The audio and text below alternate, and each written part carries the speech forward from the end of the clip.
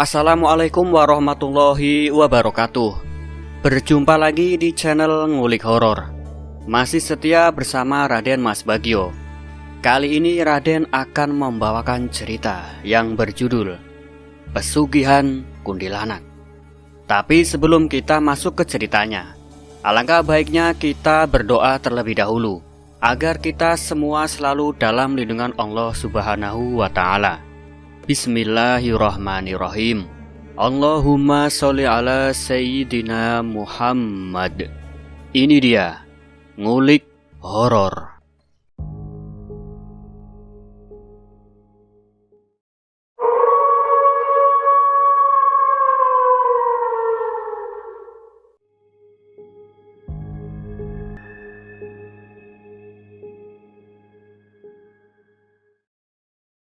Di sini saya akan membawakan cerita yang tidak pernah saya lupakan. Karena kejadian ini bertempat di desa saya sendiri.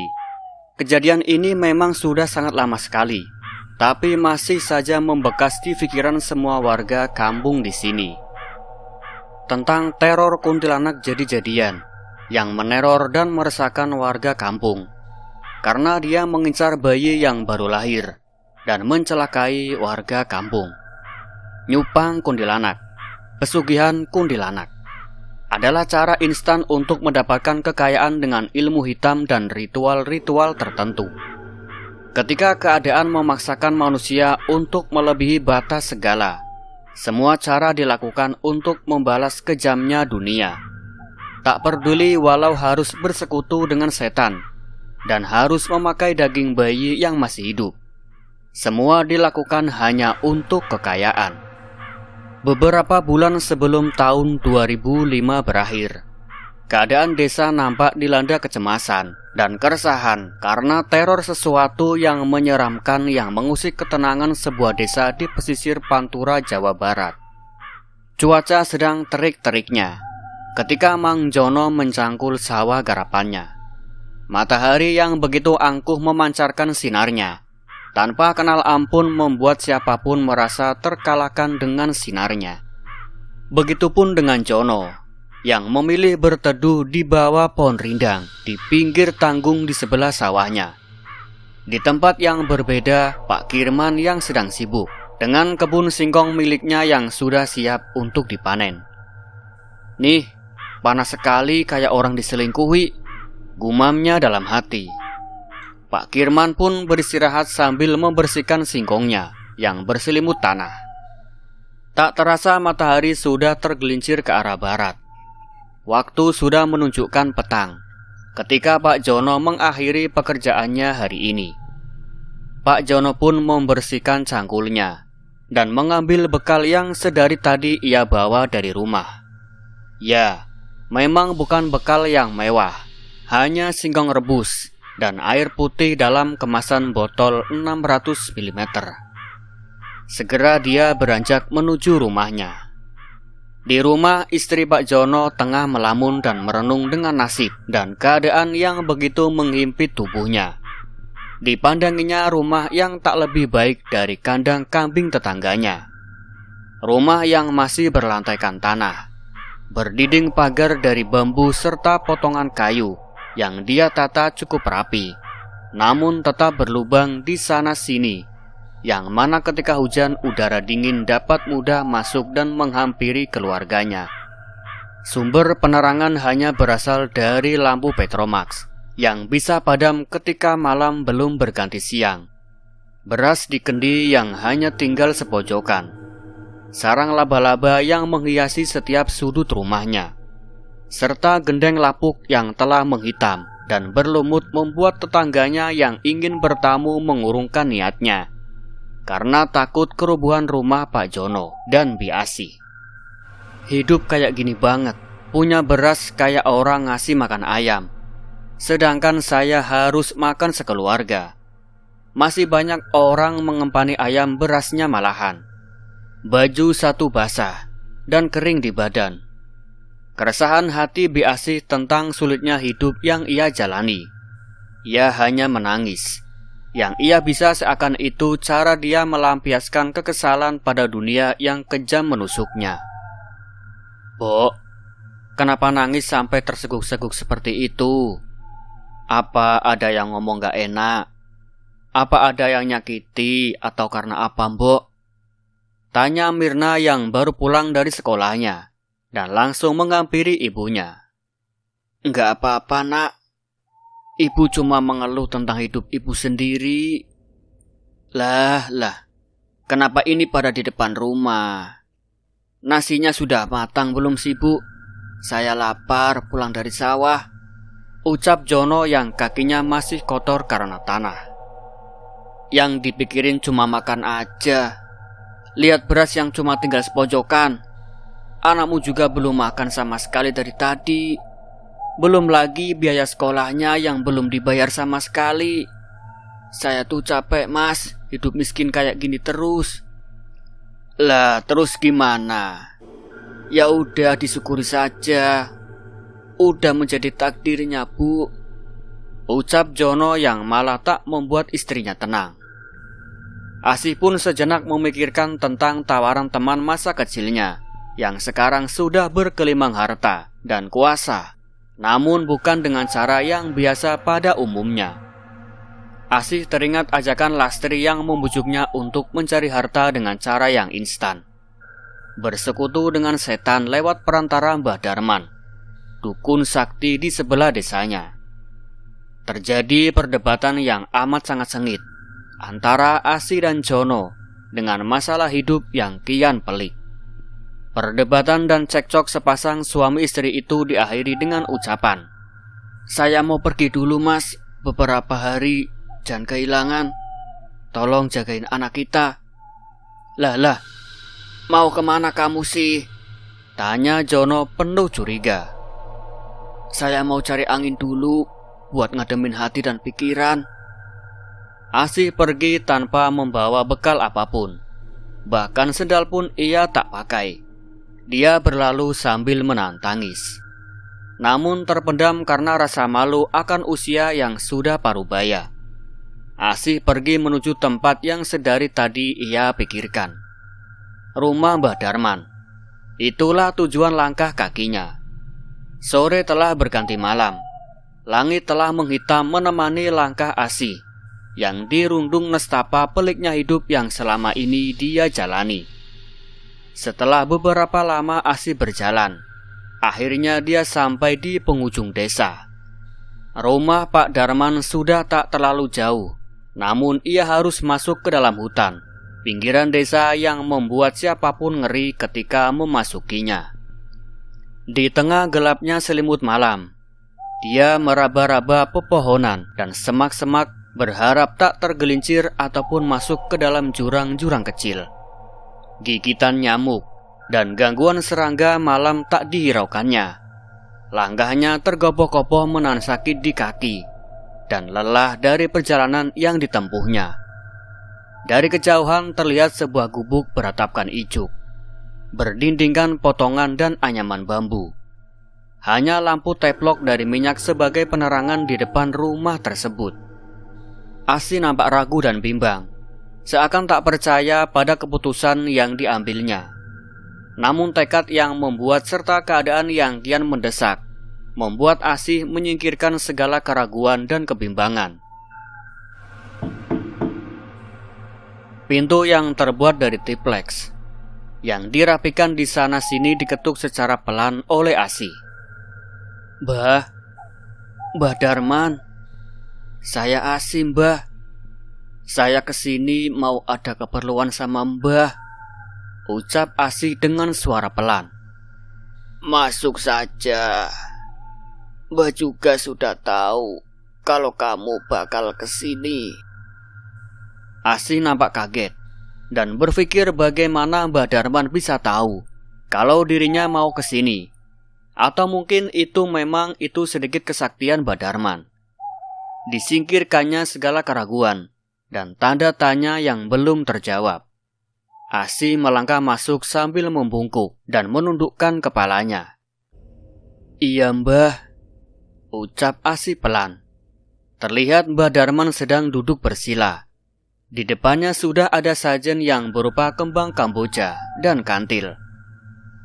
Kupulan asap dari menyan dan rokok kretek dari Kediri memenuhi rumah yang tak lebih besar dari ruang tamu keluarga di setiap rumah desa ini. Terlihat pula tokek yang masih hidup, kain kafan yang dilipat rapi, jerawan ayam yang mentah yang masih berlumurkan darah, satu mangkuk darah ayam dan tanduk kerbau jantan. "Duduk, nak," perintah Mbah Darman dengan suara yang serak dan tatapan tajam ke arah Asih. Asih sedikit merasa takut. Namun ketakutan terbesarnya adalah kemiskinan dan kesusahan hidup yang akan terus ia jalani. "Gini, Mbah, aku sudah tahu keinginan dan harapanmu. Tapi apa kamu sanggup menjalani ritual, syarat dan akibatnya?" Ucapan Asih terpotong ketika Mbah Darman memotong perkataan Asih. Mbah Darman meyakinkan, "Apapun syarat dan resikonya saya sanggup, Mbah. Ini ada tumbalnya. Kepala manusia setiap tahunnya kalau ingin cepat kaya." Asih terbelalak dan terkejut dengan syarat yang diminta oleh Mbah Darman. "Ini gak ada syarat yang lainnya, Mbah. Kok ia sampai membunuh manusia?" Jawab Asih yang nafasnya tidak beraturan antara kaget dan takut. "Manusia itu harus saling mengorbankan untuk menyelamatkan dirinya sendiri. Kalau nggak begitu, berarti dia yang dikorbankan oleh orang lain. Katanya ingin cepat kaya, tapi segitu aja nggak tega." Mbah Darman meninggikan nada bicaranya. "Tapi, Mbah, nggak pakai tapi-tapi. Kalau kamu mau, kita mulai ritualnya." Asih kembali ragu dengan jalan yang ditempuhnya. Dia pun berniat mengurungkan jalan sesatnya dan kembali hidup normal dengan takdir yang mencekiknya. Namun lagi-lagi Mbah Darman seperti sudah membaca isi kepala Asih yang mulai ragu dan bimbang. "Ya sudah, sekarang saya kasih tumbal yang gampang saja," tantang Mbah Darman. "Apa itu, Mbah?" tanya Asih yang mulai lega akan keringanan tentang tumbalnya. "Tumbalnya kucing. Cari sampai 1 karung, terus bunuh dengan cara dipukul di dalam karungnya." Mbah Darman memberi syarat lebih mudah dan tanpa tumbal manusia. Tapi tentu saja itu juga bukan tumbal yang mudah dan melegakan hati. Namun apa mau dikata, semua keraguan diterabas, semua norma ditentang, semua rasa kasihan dikesampingkan. Yang ada sekarang adalah bagaimana mendapat harta dengan cara yang cepat. "Saya siap, Mbah," ucap Asih sembari menganggukkan kepalanya. "Tapi syaratnya ada 3. Sekarang lakukan syarat yang gampang dulu saja. Makanlah kembang kamboja, kantil, dan jeroan ayam ini bersamaan. Makannya dikunyah pelan-pelan, sama diminum darah ayam yang merah ini. Juga supaya kamu tidak serat tenggorokannya." Mbah Darman lagi-lagi menyuruh. Hal yang gila pikir Asih saat itu. Melihatnya saja sudah bikin mau muntah, apalagi harus memakannya secara mentah dan minum dengan darah. Asih pun lagi-lagi ragu atas ketentuan yang harus dia penuhi. Perlahan Asih mengambil bunga kamboja, kandil, dan jeroan ayam yang masih mentah.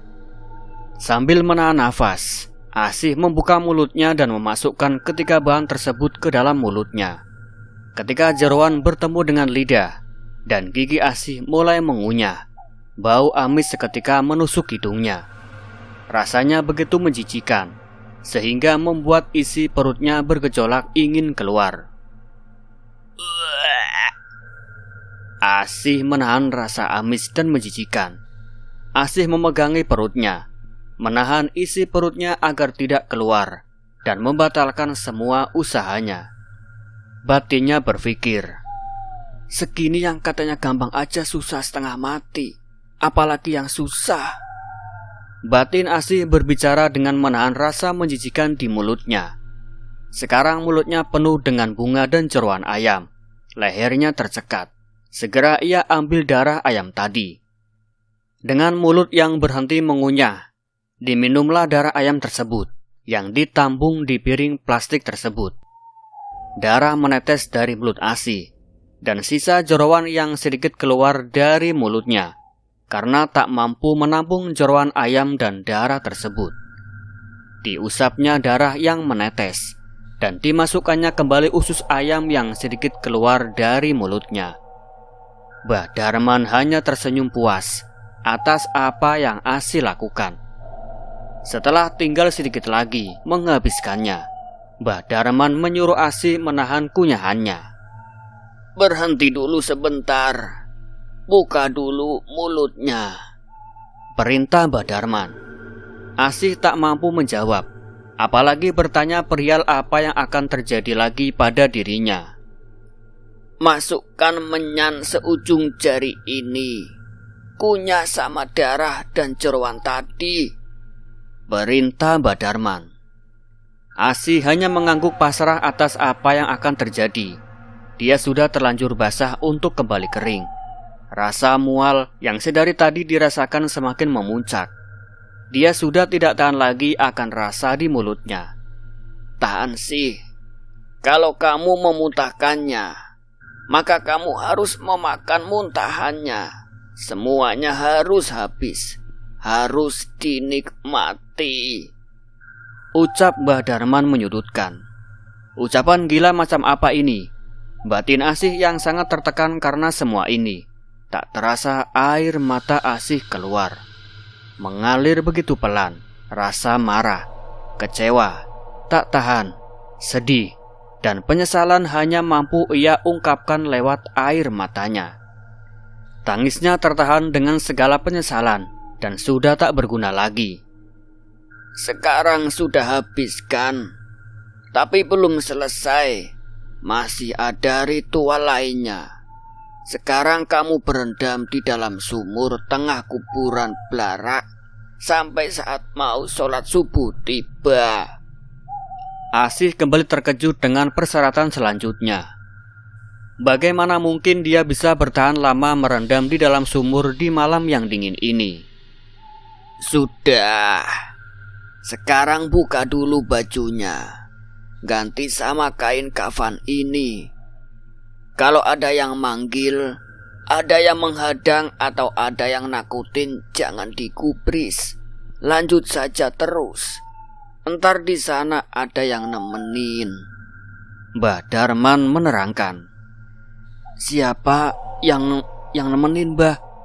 Asih bertanya penuh curiga. "Sudah, jalan aja. Ntar juga kamu tahu sendiri."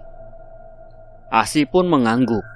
Dia berganti di kerobong, kamar mandi yang terbuat dari anyaman bambu dan daun pisang kering dan daun kelapa yang sudah berwarna kecoklatan.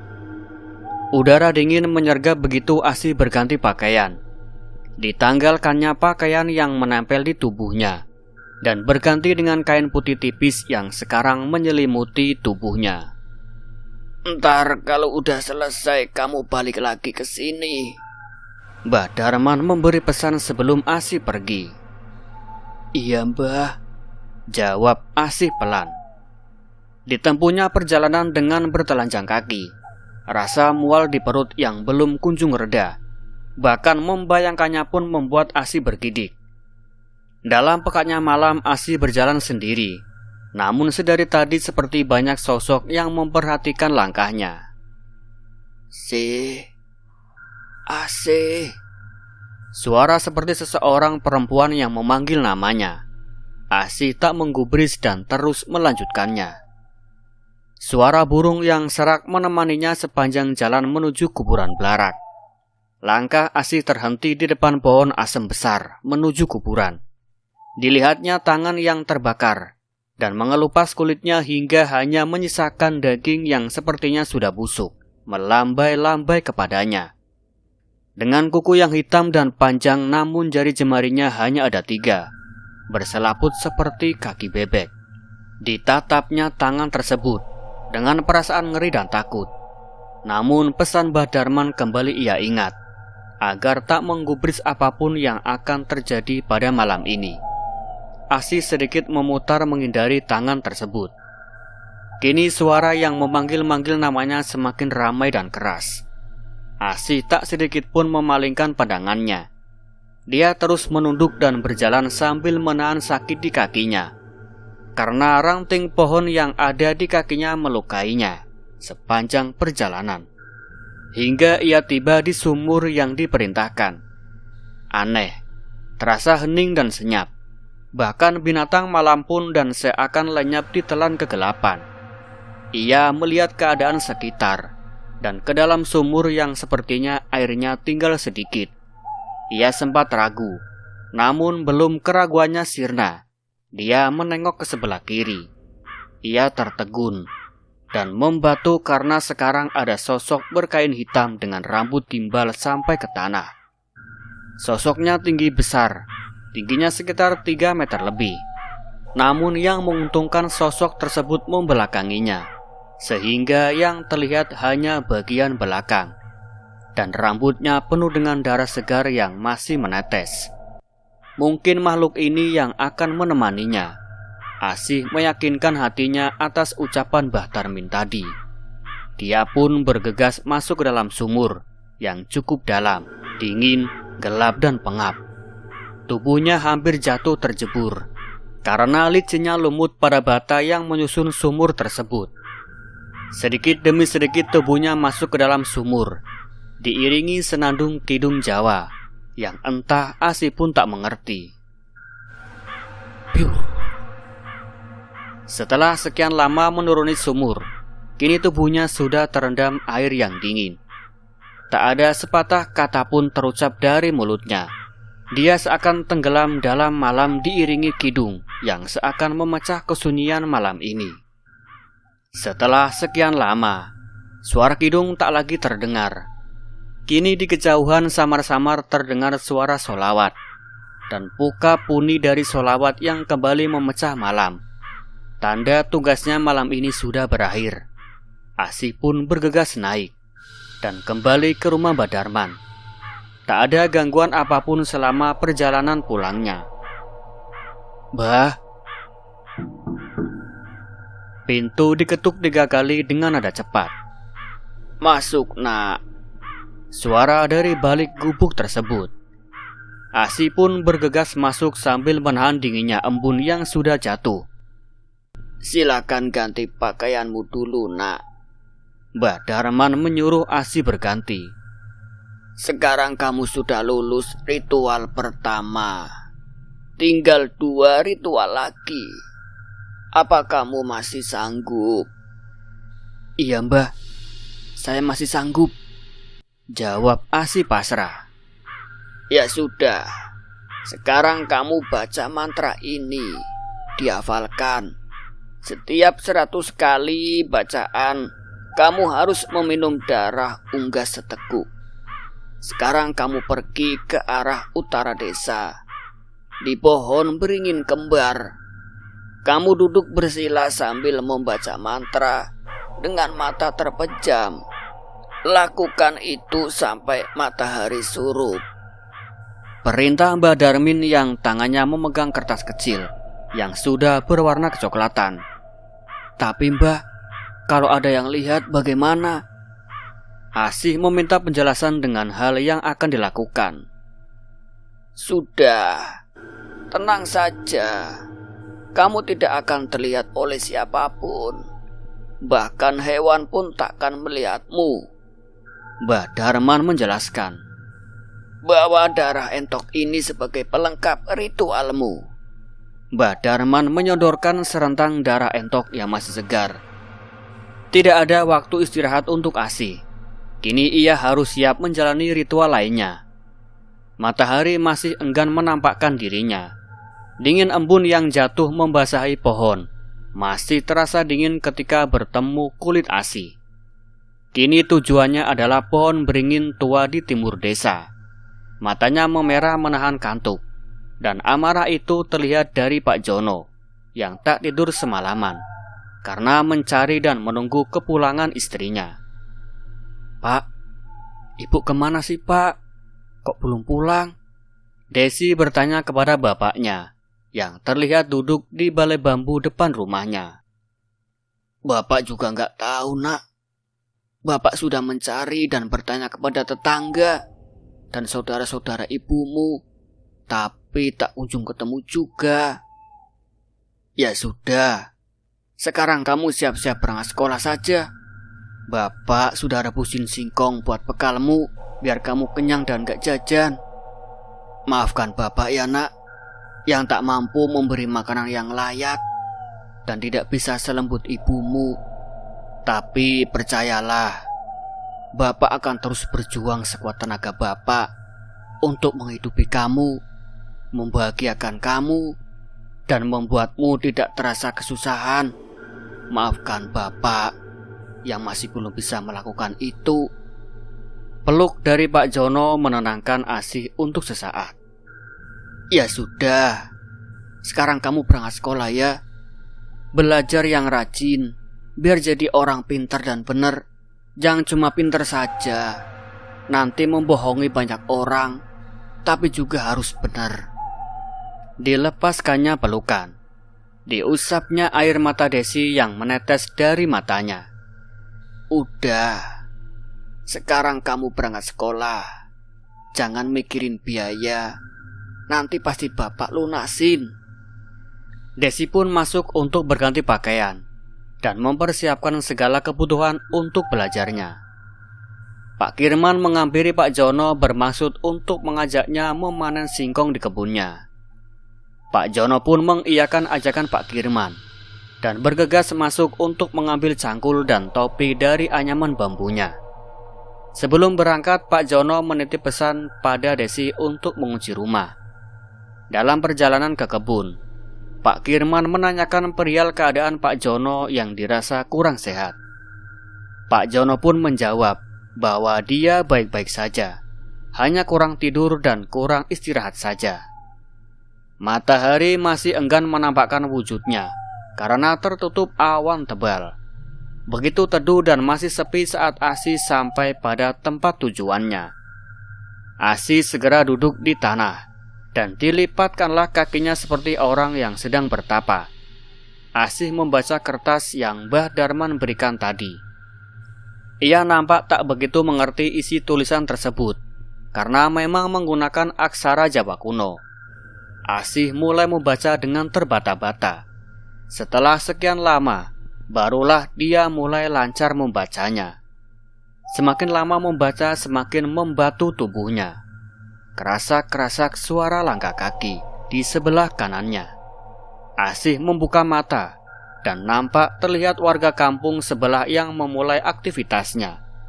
Namun mereka seolah tak melihat Asih yang tengah duduk di antara dua pohon beringin besar tersebut. Mereka berlalu begitu saja seperti tidak ada apa-apa. Saat hitungan ke-100, Asih mulai meminum darah entok tadi, dan terus ia lakukan selama sehari ini. Asih nampak fokus pada bacaannya, yang sekarang dia mulai menghafalnya.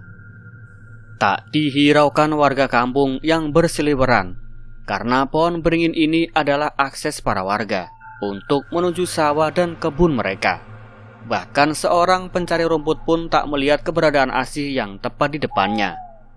Saat itu Asih ditemani penunggu pohon yang berwujud muka sebesar tampayan. Lehernya sangat panjang, dari atas pohon hingga sampai ke tanah, menggantung menghadap Asih yang sedang bertapa. Sore menjelang maghrib, suasana justru semakin ramai dari para penunggu di daerah ini.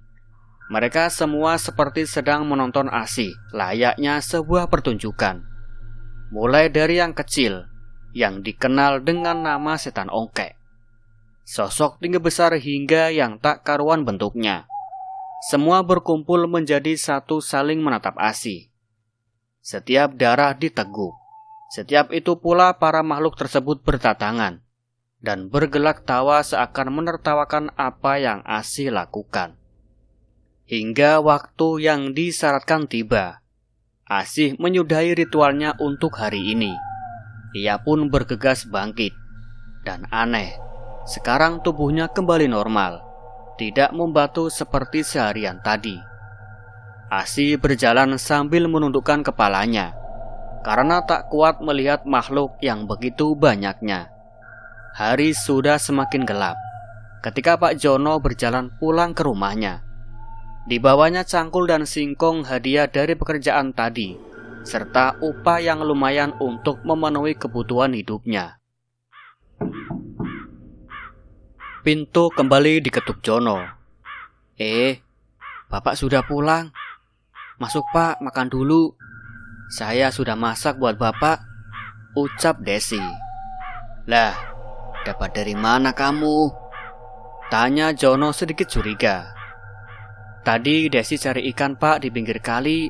Alhamdulillah dapat lumayan banyak Pak. Jadi sekalian Desi jual ke tetangga. Lumayan kan Pak, bisa buat beli beras dan tempe. Pinter anak Bapak.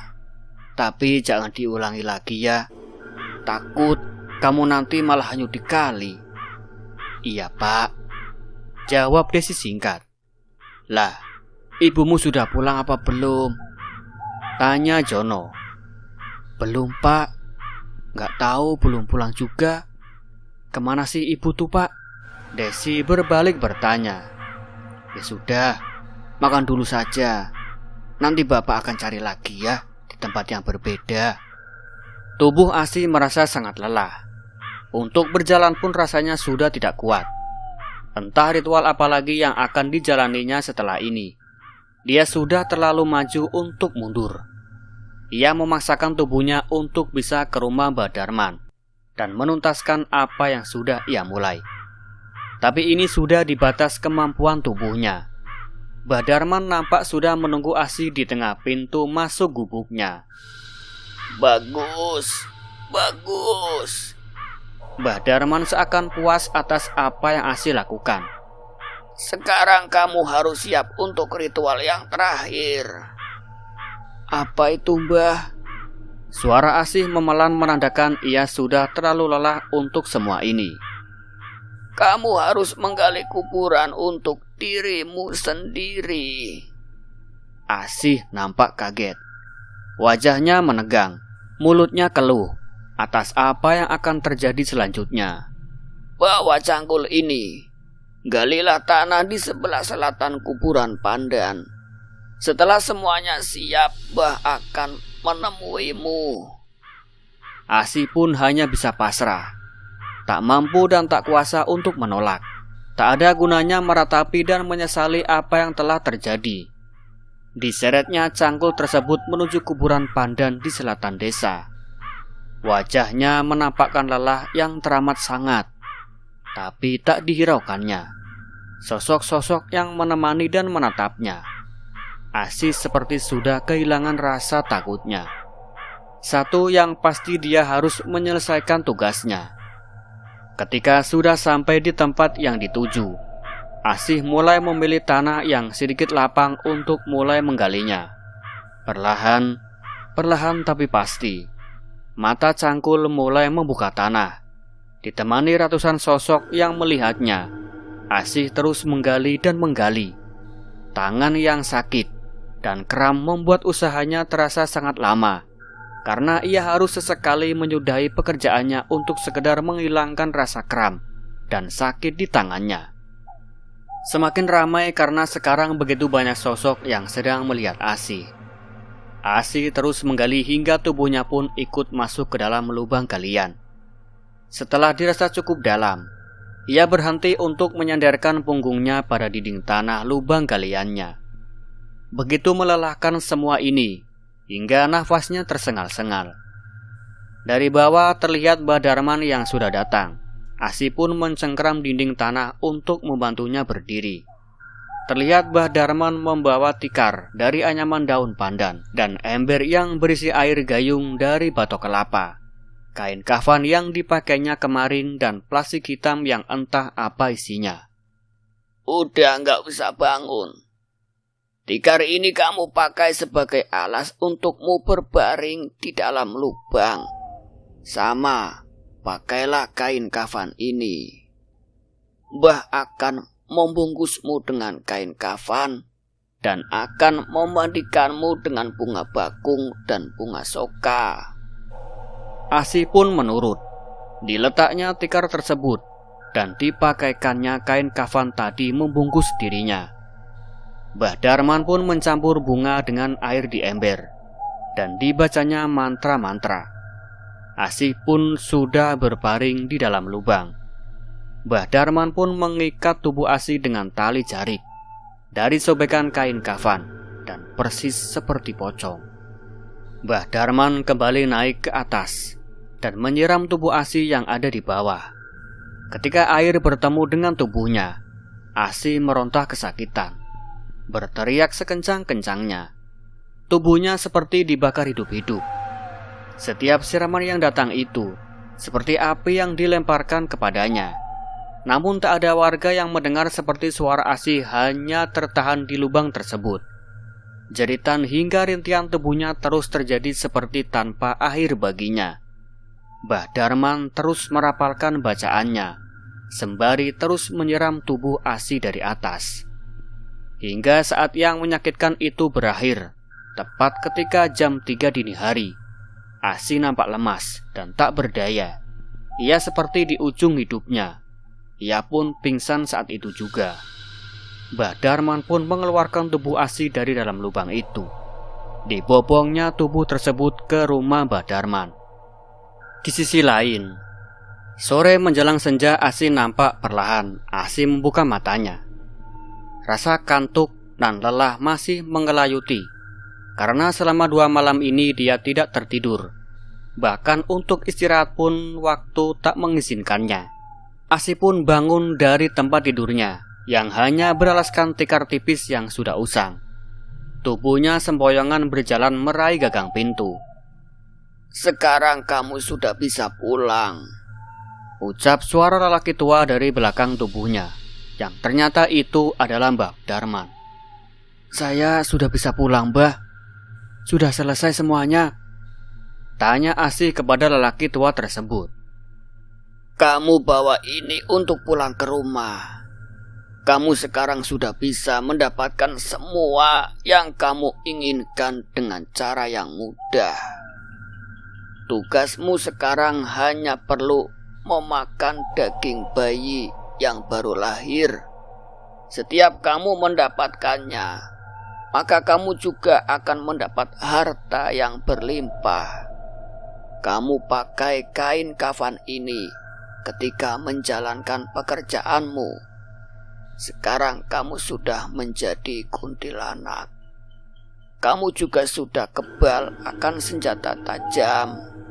Namun akan berakibat fatal ketika kamu terkena sebetan bambu kuning atau sapu lidi.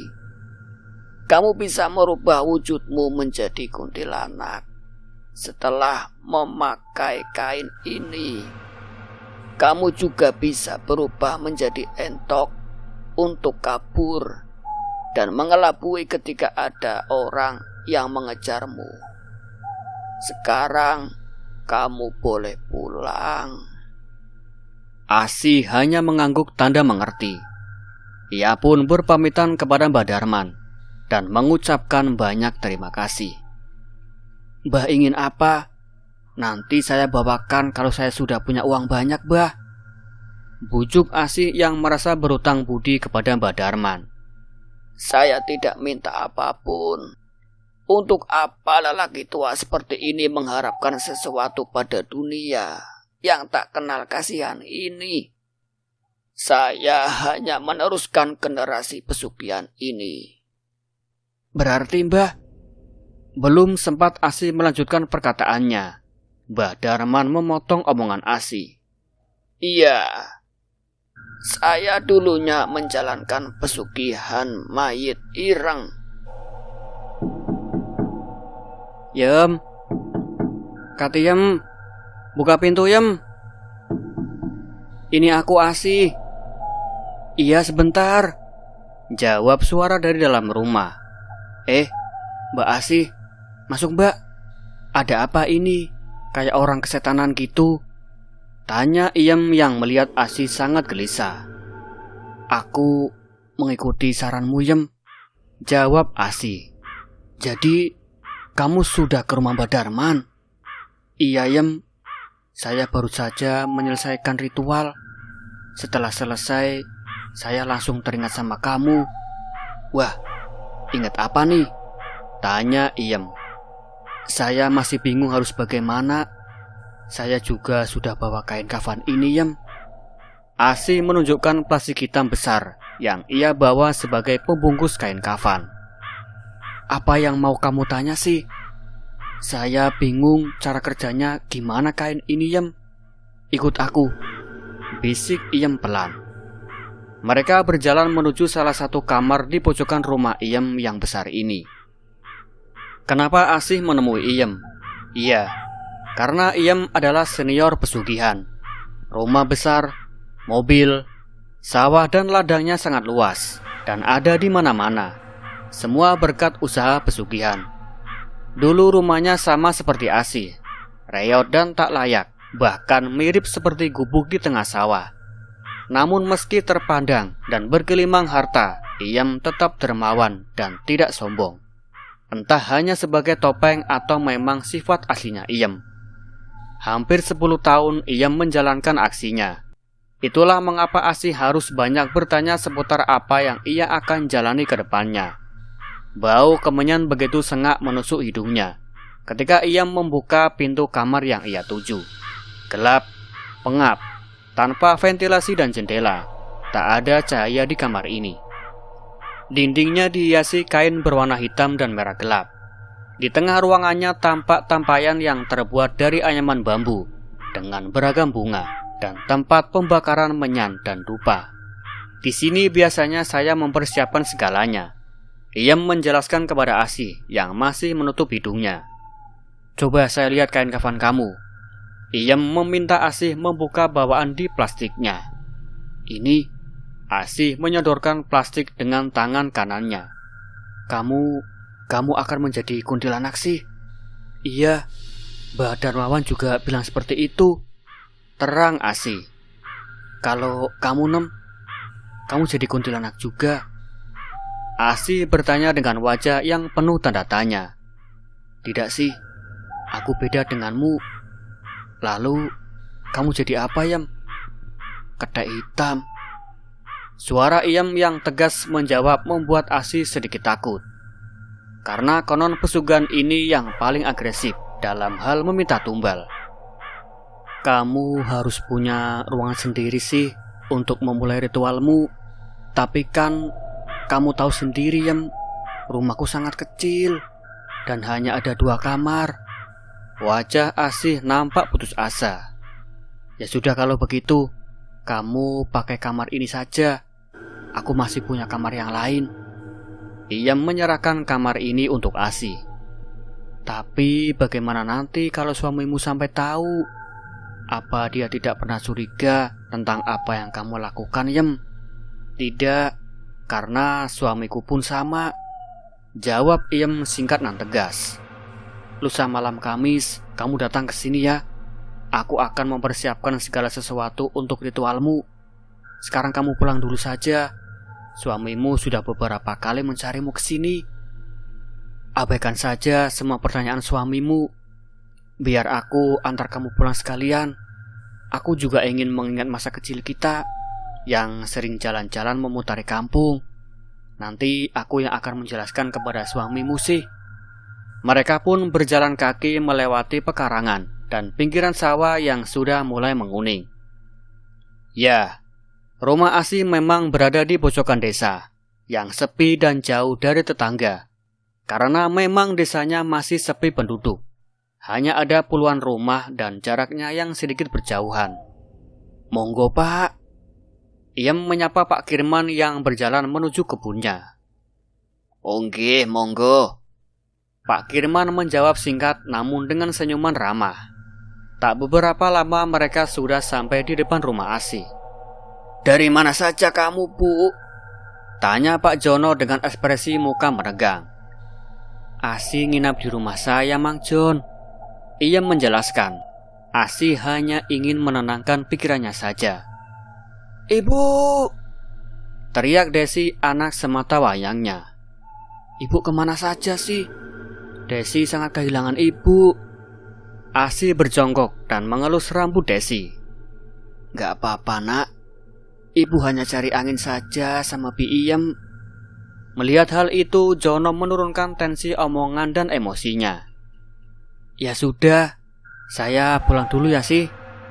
Monggo Mang, sini salim dulu sama Bi Iem, perintahnya kepada Desi. Setelah Iem pergi, Asih mengajak Desi dan suaminya untuk masuk ke rumah. Ada beras enggak Pak? Saya mau masak buat kalian. Asih bertanya kepada Mang Jono.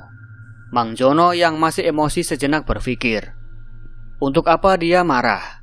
Malah akan menambah masalah. Lebih baik saya pendam saja amarah ini. Batin Mang Jono berbicara kepada dirinya sendiri.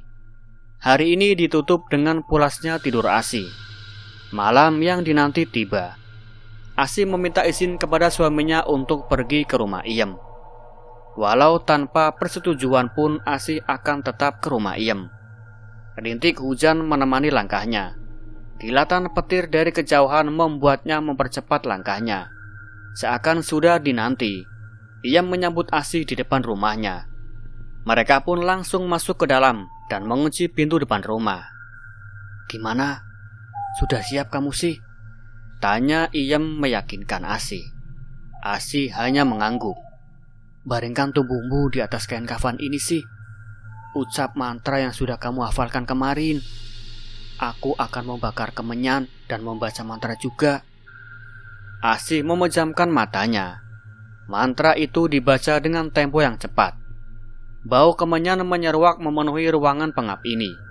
Seketika juga kain kafan melipat tubuh Asih, seperti melekat dengan tubuhnya. Rasanya begitu panas dan sesak. Kesadarannya mulai hilang. Kini dirasa ada jiwa lain yang ingin masuk ke dalam tubuhnya. Tubuh Asih melayang ke atas, masih dalam keadaan terbaring. Sementara bacaan Iem semakin intens dan cepat. Kini di depannya bukan lagi tubuh Asih. Yang tampak sekarang adalah kuntilanak berbadan besar, bertaring panjang, mata yang hitam dan muka yang penuh dengan borok, kuku hitam nan tajam serta tangan yang bersisik. Iem, terima kasih. Ternyata itu adalah perwujudan Asih. Apa kamu sudah punya calon mangsamu, Asih? Makhluk itu hanya mengangguk. Sekarang berangkatlah dan pulanglah sebelum subuh. Iem menyuruh Asih untuk menghindari waktu subuh, karena jika melewati waktu itu, maka Asih tidak dapat kembali ke wujud manusianya hingga malam selanjutnya. Di depan pintu sebuah rumah, Bi Imas sedang menengok ke kanan dan ke kiri, menanti kehadiran suaminya yang tak kunjung pulang dari pekerjaannya. Dilihatnya jam dinding model keluaran lama.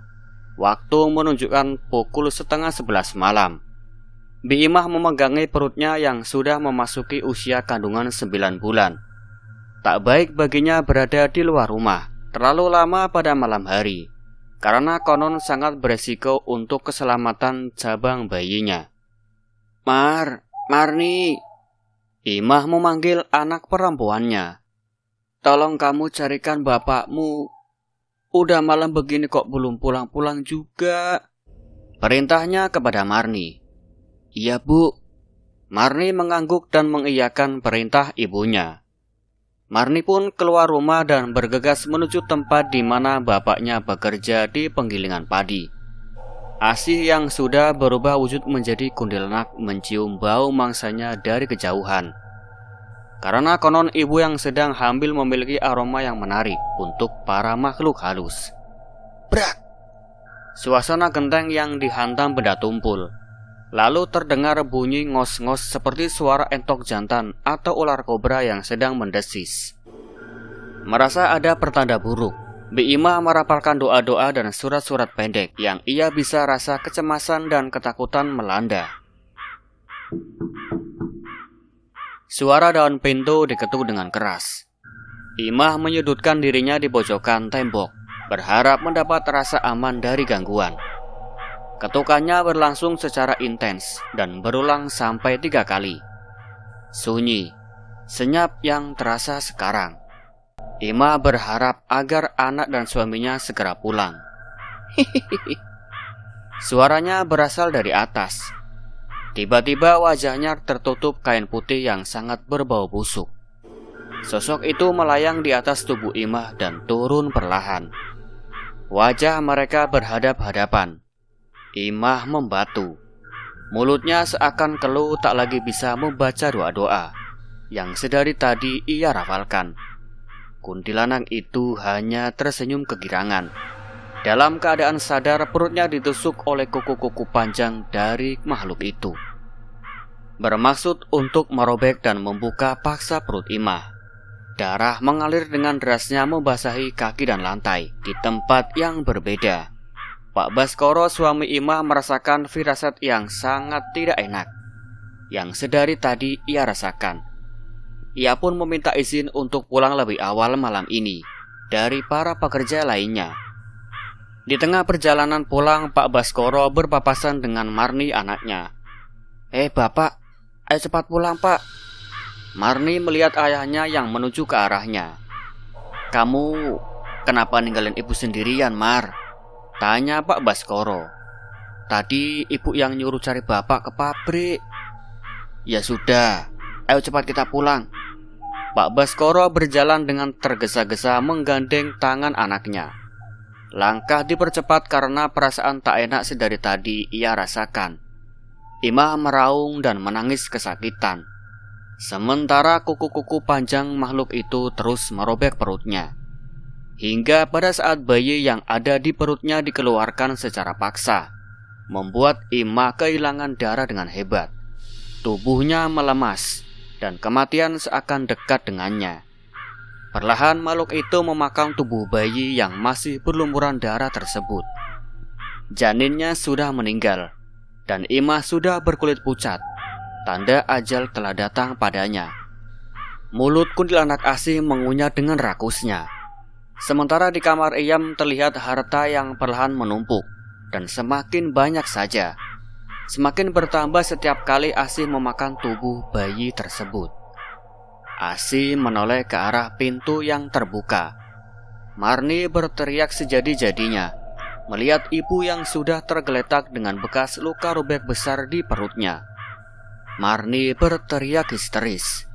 Pak Baskoro yang ada di belakang anaknya sesaat mematung dengan keadaan yang terjadi dan langsung kalap berlari mendekati makhluk tersebut. Namun makhluk tersebut segera menghilang meninggalkan kepulan asap tipis. Pak Baskoro menangis sejadi-jadinya meratapi tubuh istrinya. Sementara Marni jatuh lemas melihat jenazah ibunya. Selang beberapa lama, Asih yang masih dalam wujud kuntilanak sedang duduk di ranting pohon randu di tengah pekarangan, menghabiskan makanan si cabang bayi. Selang beberapa lama sesudah Asih menghabiskan mangsanya, ia kembali terbang mencari calon mangsa lainnya. Imam yang masih bermain kartu dengan teman-temannya merasa malam ini begitu panas dan gerah. Dikibaskan sarung yang menggantung di lehernya, berharap mendapat angin untuk menghilangkan rasa gerahnya. "Wan, saya balik dulu lah, udah ngantuk," ucap Imam kepada Wawan, lawan bermain kartunya. "Lah, masih sore gini udah mau pulang aja," jawab Wawan ketus. "Aku ngantuk, Wan, saya pulang duluan ya," pamit Imam kepada teman-teman tongkrongannya. "Ya udah, hati-hati, nanti diikutin demit ya," ejek teman-temannya. "Kata kucing," kelakar Imam. Imam berjalan pulang ke rumahnya yang lumayan jauh dari tempat tongkrongannya. Ia harus melewati jalan sepi dengan lampu penerangan yang redup. "Kok gerah banget ya?" batinnya berkata. Hingga di ujung gang yang sepi terdengar suara kelotang, seperti batu yang jatuh di atas genting rumah salah satu warga. Imam mulai merasakan merinding di sekujur badannya. Ia mempercepat langkah kakinya untuk segera sampai rumahnya. Terdengar suara wanita tertawa yang begitu dekat dengan telinganya. Imam menoleh mencari sumber suara tersebut. Ia menengok kanan dan kiri, namun tak mendapat wujud dari suara tersebut. Imam kembali berjalan setengah berlari. Dipercepat langkahnya kini dengan peluh yang menetes dari keningnya. Imam lagi-lagi mendengar suara tersebut, dan didapatilah wujud dari suara tersebut. Ia tengah duduk di ranting pohon mangga tepat di depan Imam berdiri. Imam membatu. Rasa panik dan takut memeluk dirinya begitu erat. Lidah dan kakinya keluh. Ia tidak bisa berteriak dan berlari. Bahkan mengucap doa-doa pun ia tak bisa. Perlahan sosok itu turun mendekati Imam yang tengah diam tak bisa bergerak. Semakin dekat dan dekat, hingga muka mereka bertatapan dengan jarak hanya sejengkal. Kesadaran dan keberanian Imam mulai memudar. Namun entah seperti sebuah dorongan dari mana, Imam jatuh terduduk dan langsung berlari menjauhi sosok tersebut. Sial baginya kuntilanak asih malah mengikutinya. Imam berlari seperti orang kalap. Seakan suara yang tertahan sedari tadi ia berteriak sangat kencang. Sepanjang ia berlari, tak ada tujuan kemana arah larinya. Yang pasti ia harus meminta tolong kepada orang yang ada. Namun sial untuk kedua kalinya, tak ada seorang pun yang mendengar permintaan tolongnya. Padahal suaranya sudah sangat keras, berteriak meminta tolong. Kini hanya satu tujuannya, berlari ke tempat tongkrongan lagi, berharap masih mendapati teman-temannya yang biasanya kalau pulang memang selalu malam atau bahkan dini hari. Imam melompat ke arah teman-temannya, yang sontak membuat kaget semua yang ada di situ. Kamu kenapa woi? Kayak orang kesetanan. Imam menjelaskan tergagap-gagap. Katanya nggak takut. Ini malah merengkuk di belakang tubuh Wawan. Masa bodoh baginya dengan hinaan dan ejekan teman-temannya. Setelah dikasih air minum kopi dan rokok satu batang, barulah Imam bisa tenang dan menjelaskan semuanya.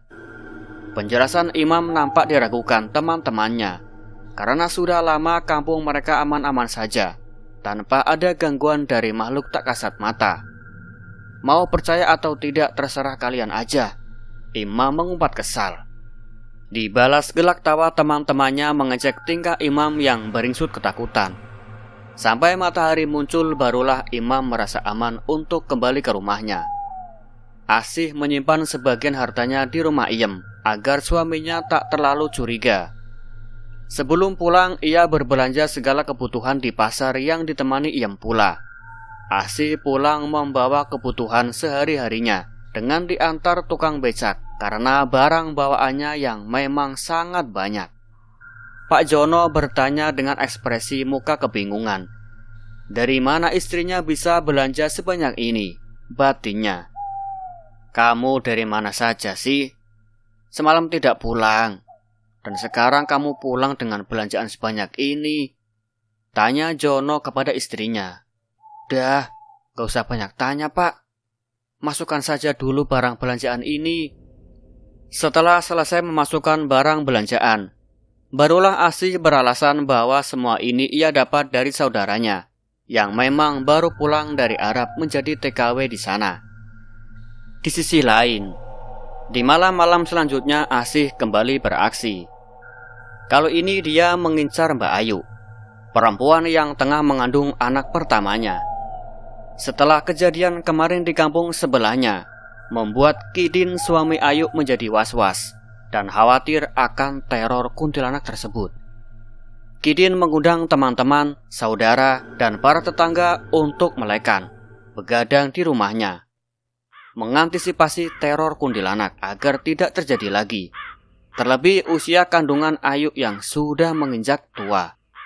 Acara melekan dilakukan di teras rumahnya, berkeliling rumah beberapa jam sekali untuk memastikan bahwa semuanya baik-baik saja. Ada yang sedang mengobrol, bermain kartu dan lain sebagainya. Waktu menunjukkan jam 12:30 malam.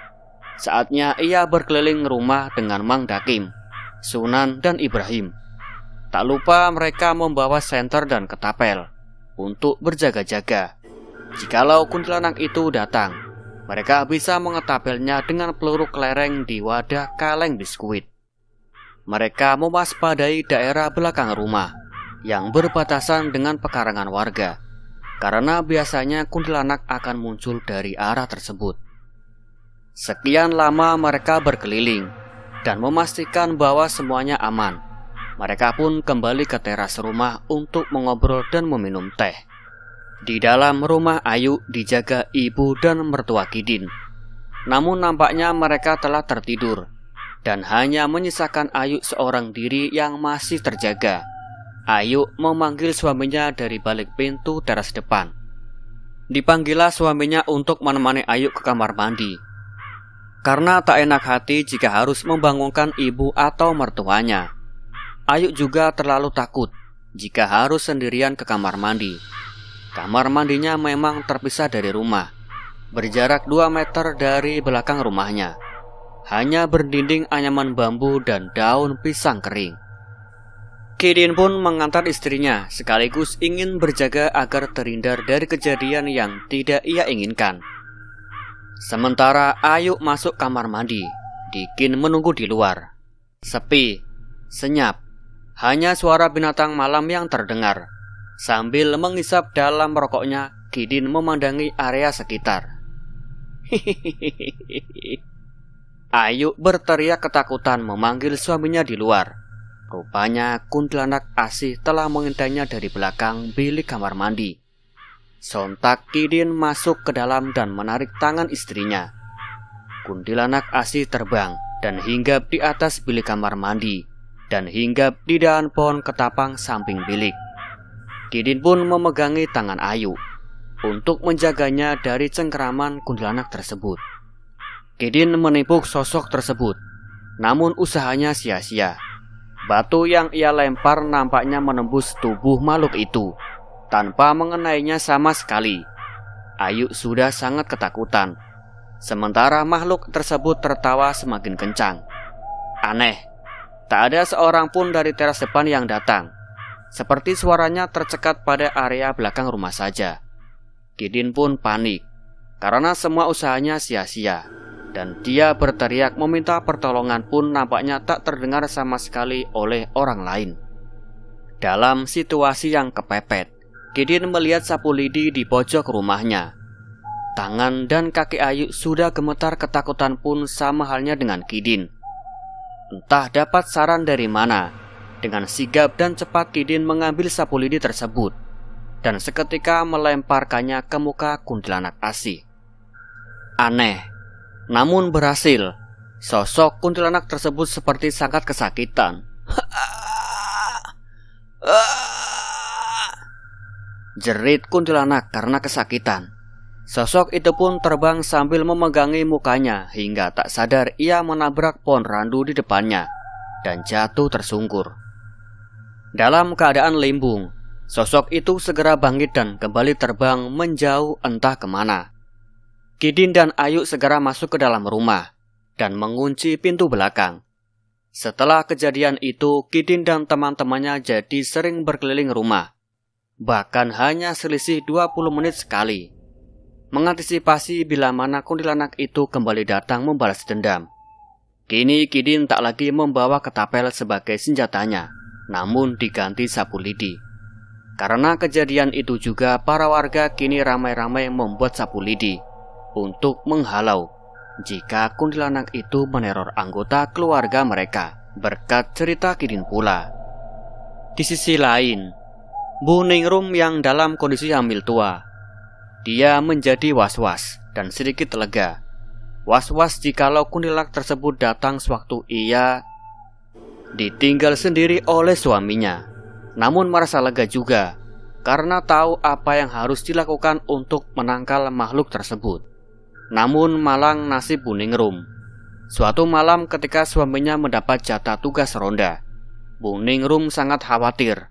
Terlebih sebentar lagi ia akan melahirkan. Suaminya pun berjanji bahwa tidak sampai larut malam ia akan pulang ke rumah dan selalu mengontrol daerah dekat rumahnya sewaktu meronda untuk memastikan bahwa tidak ada hal-hal yang tidak diinginkan. Di sisi lain, Mang Ujang yang merupakan suami Bu Ningrum beserta Kang Ruby baru saja berkeliling rumah. Setelah memastikan semuanya aman, Mang Ujang masuk ke dalam rumah untuk menemui istrinya. Bu, Bapak mau keliling lagi ya?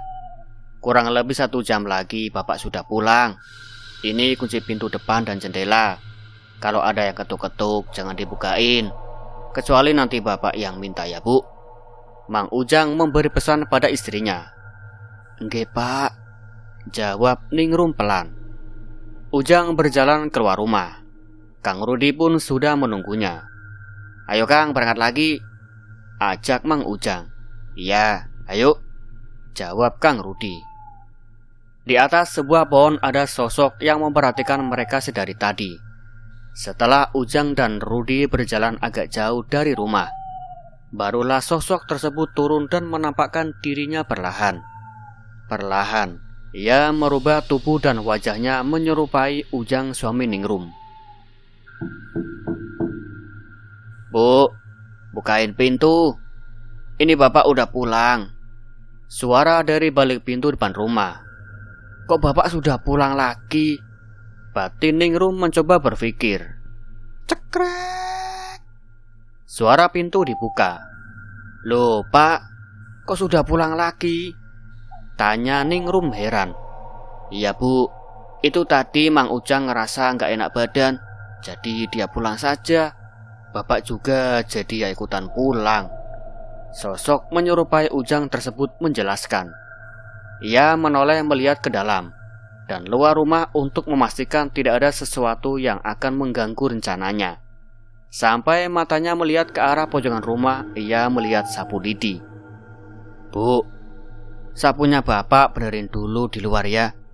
Ibu masuk saja dulu ke kamar, nanti Bapak menyusul.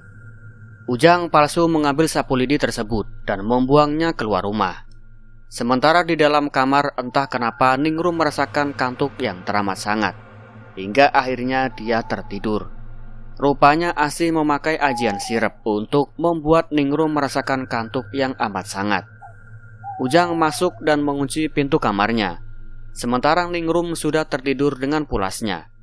Perlahan Ujang palsu merubah tubuhnya ke bentuk aslinya. Sosok berbadan besar dengan borok dan nanah di mukanya. Sosok itu mengelus-elus perut Ningrum, menjilatnya, dan perlahan kuku panjangnya mulai menggaruk-garuk perut Ningrum. Ditusuknya perut tersebut menggunakan kukunya yang hitam. Sontak membuat Ningrum terbelalak membuka matanya. Suaranya mencekat. Sementara sosok tersebut terus menusuk-nusukkan kukunya. Darah mengalir deras, membasahi ranjang kasur kapuk Ningrum. Teriakannya kesakitan seakan tertahan di tenggorokan. Ajal sudah semakin dekat ketika sosok tersebut merobek perutnya dan mengeluarkan bayi yang ada dalam kandungannya, membuat Ningrum akhirnya lemas dan menemui kematiannya dengan tragis. Dengan keadaan yang masih berlumuran darah, Asih membawa bayi Ningrum keluar melalui jendela samping kamar. 1 jam berlalu ketika Ujang bergegas akan pulang dari rutinitas rondanya malam ini. Ia sangat terburu-buru karena perasaannya sangat tidak enak. Ia berjalan setengah berlari tergesa-gesa. Sampai di depan halaman rumah, ia melihat sapu lidi tergeletak. Perasaan Ujang sudah tidak karuan. Ia berlari masuk dan langsung menuju kamar Ningrum. Dan benar saja. Wah! Teriakan Ujang begitu kerasnya. Melihat keadaan istrinya yang begitu mengenaskan, tubuhnya lemas dan jatuh tertunduk. Batinnya hancur sehancur-hancurnya. Teramat susah untuk saya gambarkan, tapi kalian pasti paham sendiri bagaimana perasaan dan keadaan pada saat tersebut. Ujang pun menaruh dendam dan kebencian yang teramat sangat pada pembunuh istri dan calon anaknya. Saya sendiri tentu saja punya cerita ketika bertemu kuntilanak Asih. Kalian tahu permainan petak umpet dan gerobak sodor? Yap, pada saat itu permainan inilah yang menjadi kegemaran anak-anak setelah lepas sholat Isya. Saya pun demikian, setelah sholat Isya saya bermain dengan teman-teman di halaman depan rumah. kami bermain petak umpet terlebih dahulu. Saya, Emil, Gulan dan teman-teman lainnya, Fulan yang bertugas jaga dan mencari semua anak sampai ketemu. Orang yang pertama ketemu itulah yang nanti akan berjaga menggantikan Fulan. Saya dan Emil tidak bersembunyi, melainkan jalan-jalan menyusuri jalan desa, berjalan sejauh mungkin agar tidak ketemu si Fulan. Kami duduk di kursi di bawah pohon mangga. Karena melihat mangga yang besar-besar, kami pun berinisiatif memanjatnya. Butuh perjuangan karena memang pohonnya lumayan besar dan sangat lurus. Kami naik pohon tersebut. Saat kami tengah mengambil mangga yang matang, tiba-tiba Krasak! suara daun bersentuhan, dan tiba-tiba kuntilanak itu sudah ada di depan Emil. Sontak kita kaget. Emil dan saya panik, sehingga membuat pegangan kita oleng dan terjatuh dari pohon. Untung kuntilanak itu nggak ikut turun juga. Dia lantas terbang entah kemana. Semenjak kejadian itu, warga menjadi sangat resah dengan teror yang terjadi. Warga menaruh curiga kepada Asih. Bagaimana tidak, warga sering melihat Asih keluar malam dan pulang jam 3 dini hari dengan cara mengendap-endap. Terlebih dengan kondisi Asih yang sekarang, rumahnya mewah dan perlahan banyak membeli tanah warga. Padahal pekerjaan Asih dan suaminya hanya buruh serabutan. Setiap kali Jono menanyakan dari mana semua harta dan kemana saja Asih ketika malam, selalu dijawab dengan nada kasar dan selalu berujung pertengkaran. Itulah mengapa Jono lebih memilih diam dan mencari tahu sendiri.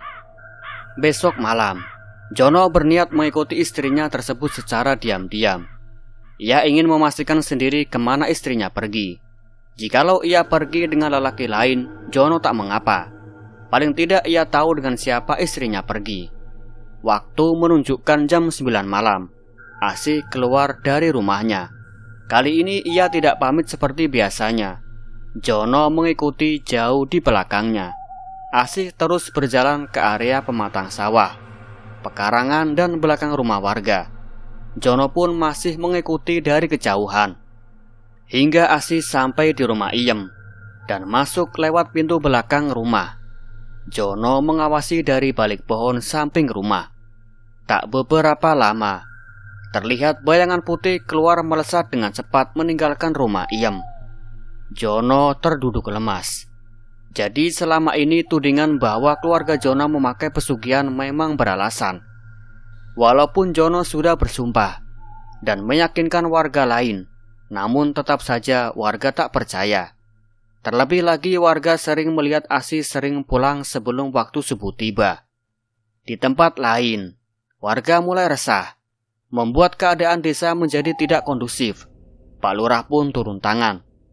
Setiap malam ia ikut ronda bersama warga lainnya. Dan benar saja, ia sering melihat sosok kuntilanak tersebut. Walau sudah dikejar, namun sosok tersebut selalu berhasil lolos dan hilang di tengah pekarangan warga. Pak Lurah pun ingin cepat-cepat membongkar siapa di balik teror ini. Di sisi lain, sebulan sebelum pergantian tahun, Pak Lurah mengumpulkan warga di balai desa. Ia mengajak warga lain untuk menangkap makhluk tersebut. Pak Lurah pun menghimbau agar para warga menjaga keluarga dan tidak keluar sewaktu malam. Terlebih ia menaruh perhatian serius kepada para wanita yang tengah hamil. Ketika suami dari wanita tersebut bertugas ronda, maka para warga dan tetangga yang lain harus menemani dan menunggui rumahnya.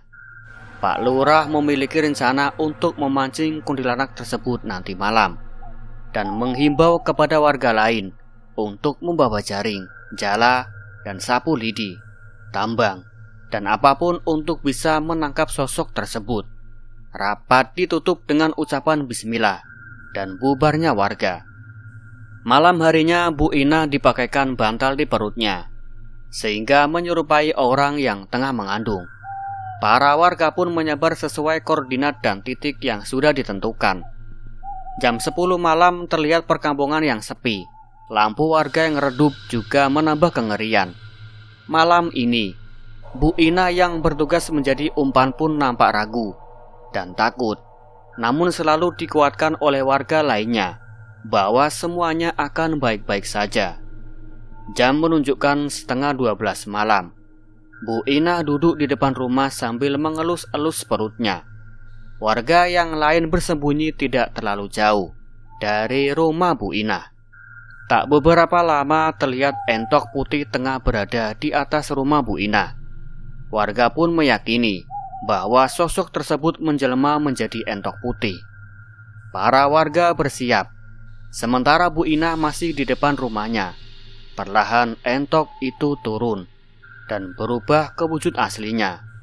Yang benar saja, itu adalah sosok kuntilanak. Bu Ina berlari masuk ke dalam rumah karena ketakutan. Warga yang sudah siaga bersiap di pinggiran rumah Bu Ina. Ketika sosok tersebut masuk, para warga segera mengepung rumah dan menyiapkan jala serta jaring untuk menangkapnya. Tak lupa setiap orang membawa sapu lidi sebagai senjata. Pak Lurah dan Ki Pranom bertindak sebagai ketua warga dan memerintahkan dan menginstruksikan hal-hal langkah-langkah yang akan dilakukan. Ina berhasil keluar melalui pintu belakang rumahnya dan sudah diamankan oleh salah satu warga. Kuntilanak asih terkurung di dalam rumah, sementara para warga sudah mengepung dari segala arah. Tiba-tiba asap tipis keluar dari jendela sebelah kanan yang terbuat dari batang bambu kecil. Ki Pranom segera berlari sambil berkemat-kamit membaca sesuatu yang tak dimengerti semua orang. Sementara tangan Ki Pranom membawa segenggam garam dan dilemparnya ke arah asap tersebut. Dan ajaib, seketika itu juga asap tadi berubah menjadi sosok kuntilanak yang berbadan besar. Kuntilanak tersebut jatuh tersungkur. Segera warga yang lain melemparkan jala dan memukulkan dengan sapu lidi yang sudah dibawa sedari tadi.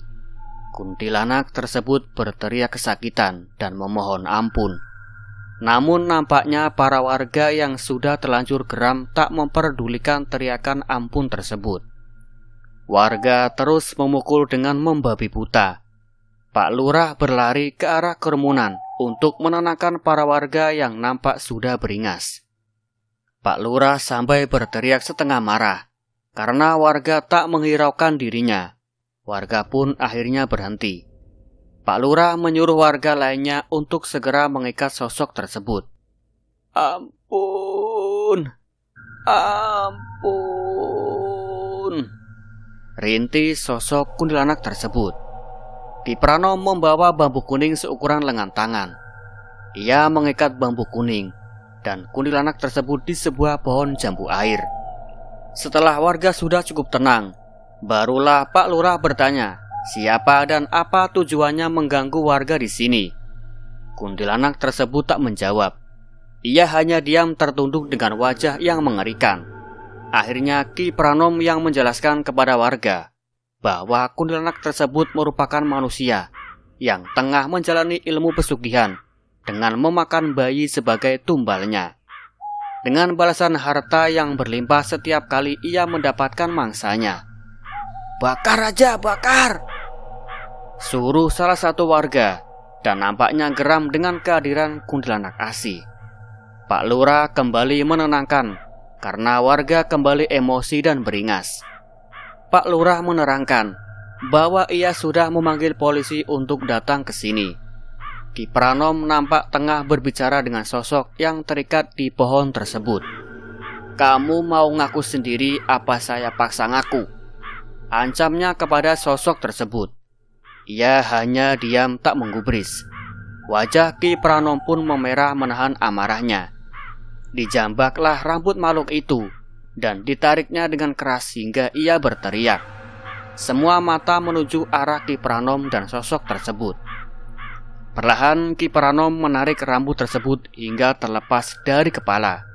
Aneh, perlahan badannya berubah menjadi kecil dan normal seperti manusia pada umumnya.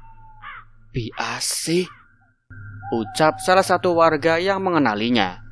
Kini kuntilanak tersebut telah menjadi kewujud manusianya. Ternyata ia adalah Asih. Walau dengan muka merah dan mata yang melotot, tak sedikit warga yang mengenalinya. Asih adalah warga kampung sebelah yang memang sudah lama dicurigai. Tak lama polisi datang, memborgol dan membawanya ke polsek untuk diinterogasi dan diperiksa. Semua warga tak habis pikir dengan kelakuan Asih. Terlebih ia dikenal dengan pribadi yang ramah dan senang membantu para warga lainnya. Saat harta membinasakan akal, maka ia sudah tidak menjadi dirinya sendiri. Dan cerita pun selesai. Nantikan cerita-cerita menyeramkan selanjutnya hanya di Ngulik Horor. Sekian, wassalamualaikum warahmatullahi wabarakatuh.